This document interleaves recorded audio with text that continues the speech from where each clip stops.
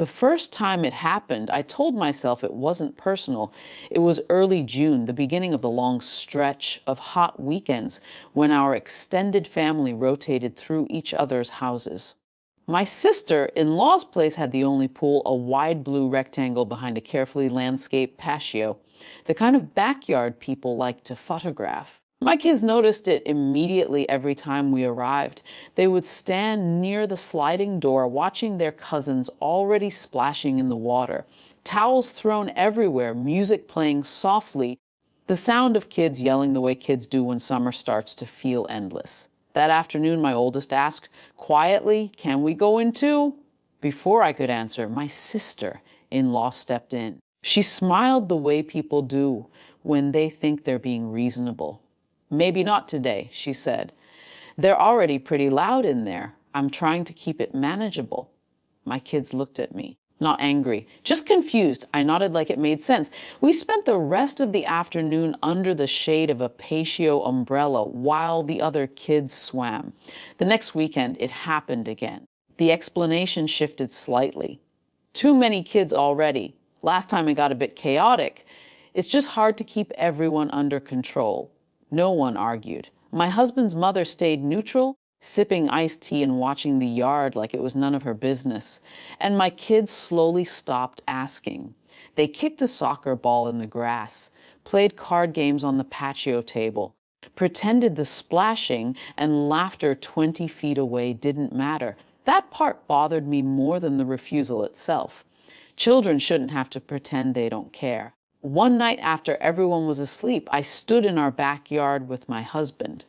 The grass was uneven, patches of dirt where an old shed used to sit. I said almost casually, "What if we put a pool back here?"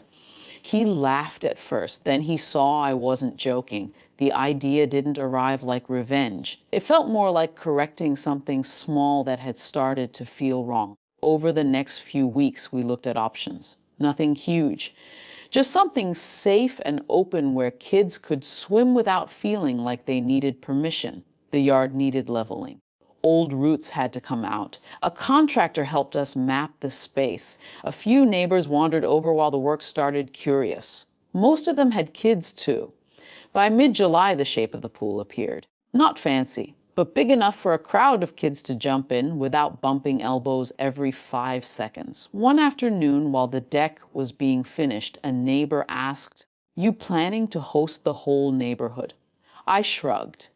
Kids deserve somewhere to be loud. He nodded like that answer made perfect sense. We didn't make an announcement when it was finished. I just told a few neighbors their kids were welcome any time. Word traveled the way it always does when children are involved, faster than adults realize. The first Saturday we opened the gate, 5 kids showed up, then 8, then 12. By mid-afternoon, the backyard sounded like summer should sound, water splashing, flip-flops slapping across the deck. Someone yelling that they'd invented a new pool game. My own kids moved through it like they'd been waiting all year. No hesitation. No looking toward an adult for approval. Just joy. I was setting out a tray of lemonade when I heard a familiar car pull up. My mother-in-law stepped through the gate first. She stopped almost immediately. Her eyes moved across the yard slowly. The deck chairs, the umbrellas, the line of kids climbing the pool ladder, the noise that rose and fell like waves. "You built a pool?" she asked. I wiped my hands on a towel. "Yeah." The kids needed somewhere to cool off. She kept looking around. It wasn't just our kids out there anymore. Neighbors' children, cousins, 2 boys from 3 houses down who had somehow heard about it. The yard felt alive. Behind her, my sister-in-law stepped through the gate. At first, she smiled politely. Then she really looked. I saw the moment something shifted in her expression. She had probably expected a small, inflatable thing, maybe a quiet backyard moment. Instead, she was staring at a dozen kids in the water, including 2 of her own, who had already run ahead and jumped in without asking anyone.